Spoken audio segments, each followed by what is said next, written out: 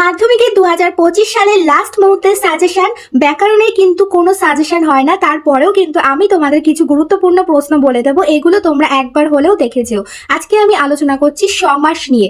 সমাসে তোমরা কি কি দেখবে? প্রথমেই দেখে রাখবে উপমান ও উপমেয় মধ্যে অভেদ কল্পনা যে সমাসের বৈশিষ্ট্য তা হলো কি। পর তোমরা দেখবে যে বহুব্রীহি সমাস কাকে বলে, ব্যাস বাক্য সহ একটা বহুব্রীহি সমাসের উদাহরণ দাও, দেখে রাখবে।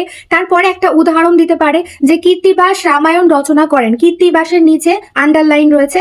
নিম্নরেখ পদটি কোন সমাসের উদাহরণ? ব্র্যাকেটে আসতে পারে কর্মধারায় সমাস, নাকি তৎপুরুষ সমাস, নাকি বহুব্রীহি সমাস, নাকি দ্বন্দ্ব সমাস, এটা কিন্তু আসতে পারে, তোমরা দেখে রাখবে। তারপরে দ্বন্দ্ব সমাসের অর্থ কি, কোন সমাসের কি অর্থ, এটা কিন্তু দেখবে। তারপরে রয়েছে কোন সমাসের ব্যাস বাক্য হয় না, এটাও কিন্তু দেখে রাখবে। উভয় পদের অর্থ প্রাধান্য পায় কোন সমাসে, এটাও দেখে রাখবে। তারপরে নেক্সট কোশ্চেন, উপমান কর্মধারায় ও উপমিত কর্মধারায় সমাসের মধ্যে একটা পার্থক্য, একটা করে উদাহরণ। পার্থক্য কিন্তু দেখে রাখবে, সমাসের মধ্যে পার্থক্য একবার হলেও দেখে রাখবে। আর একদম লাস্টে রয়েছে এসো যুগান্তের কবি, নিম্নরেখ পদটি কোন সমাসের উদাহরণ দিয়ে প্রত্যেকটা সমাস দেখে রাখবে। আর এখান থেকে কিন্তু তোমরা সবকিছু কমন পাবে, আর আমি যেগুলো বলে দিলাম সেগুলোও একবার দেখে যাবে। Best of luck.